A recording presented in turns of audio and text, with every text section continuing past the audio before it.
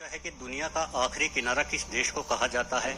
ये वो देश है जहां रात्रि के समय आसमान काला नहीं बल्कि रंग बिरंगी रोशनी में नहाया हुआ दिखाई देता है। साथ ही एक देश तो ऐसा है जिसके लगभग 75% हिस्से पर घने जंगल मौजूद हैं।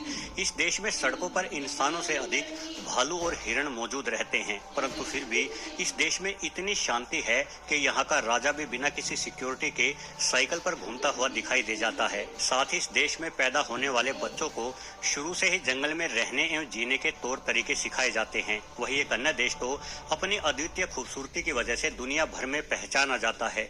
इस देश के झरने, यहाँ के पहाड़ और स्वच्छ वातावरण पर इंसान तो क्या ईश्वर भी मोहित हो सकते हैं। तो चलिए बिना देरी के इस वीडियो को आगे बढ़ाते हैं और हमारी पृथ्वी के 3 जादुई देशों की यात्रा पर निकलते हैं, जो अपनी सुंदरता, समृद्धि और अनोखेपन के कारण आपके दिलो दिमाग को भी आनंद से भर देंगे।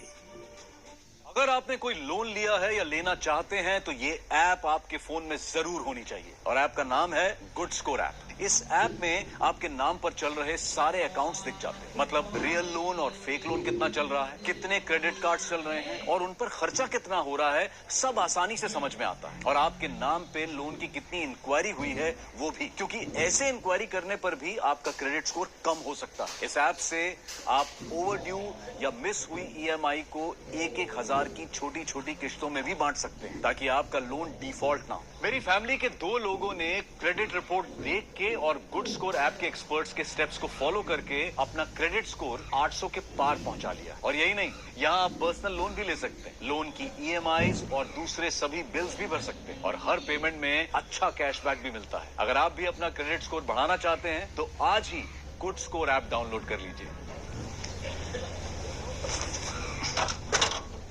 अभी डाउनलोड करें गुड स्कोर ऐप।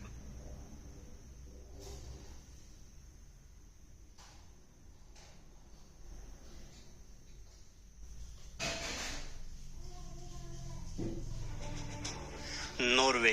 दोस्तों, नॉर्वे उत्तरी यूरोप में स्कैंडिनेवियाई प्रायद्वीप का एक अद्भुत देश है। चूंकि नॉर्वे का एक बड़ा हिस्सा आर्कटिक सर्कल के ऊपर स्थित है, साथ ही इसके सबसे उत्तरी बिंदु पर E69 हाईवे भी मौजूद है, जिसके आगे जाने का कोई रास्ता नहीं है। इसलिए नॉर्वे को अक्सर दुनिया का आखिरी किनारा कहा जाता है, जहां जीवन और प्रकृति का गहरा तालमेल है। और यदि आप नॉर्वे के इस अंतिम रोड पर खड़े होंगे तो सबसे पहले आप यहाँ चारों ओर फैली शांति और सन्नाटे को महसूस करेंगे। तभी अचानक आसमान में हरे, गुलाबी और कभी कभी बैंगनी रंगों की एक जादुई रोशनी आपको नाचती हुई दिखाई देगी। ये कोई साधारण रोशनी नहीं, बल्कि ब्रह्मांडीय ऊर्जा से उत्पन्न होने वाली अरोरा बोरेलिस है, जो मानो किसी हरी ओढ़नी की तरह पूरे आकाश को अपने आगोश में ले लेती है और ऐसा लगता है जैसे किसी और ग्रह की दुनिया का दरवाजा खुल गया हो। ये अद्भुत नृत्य विशेष रूप से तब होता है जब सौर कण पृथ्वी के वायुमंडल से टकराते हैं, और इस मनमोहक एवं अलौकिक दृश्य को नॉर्वे से बिल्कुल साफ साफ देखा जा सकता है। यानी ये देश एक प्राकृतिक लाइट शो उत्पन्न करता हुआ महसूस होता है। परंतु ये तो सिर्फ शुरुआत है। नॉर्वे वो देश है जहाँ गर्मियों में महीनों तक आपको रात होती हुई दिखाई नहीं देगी, बल्कि आधी रात को भी आप सूर्य को चमकते हुए देख सकते हैं। वही सर्दियों में मामला उल्टा है। नॉर्वे में सर्दियों को पोलर नाइट कहते हैं। यहाँ के प्रमुख शहर जैसे ट्रोम्सो में लगभग 50 दिनों तक पोलर नाइट चलती है। इसका मतलब है कि 50 दिनों तक यहाँ सूर्य ही नहीं उगता, बल्कि दिन एवं रात लगातार घना अंधियारा बना रहता है। यदि आपको रातें पसंद है तो यकीन मानिए, नॉर्वे की सर्दियाँ आपके मन को एक रोमांच भरे एहसास से भर देगी। नॉर्वे में अपराध बेहद ही कम, बल्कि ना के ही बराबर होते हैं। इसलिए इसे दुनिया का सबसे सुरक्षित देश समझा जाता है, जहां महिलाओं से लेकर बच्चे तक बिना किसी चिंता और फिक्र किए अकेले एवं आराम से सुनसान इलाकों में भी घूम सकते हैं।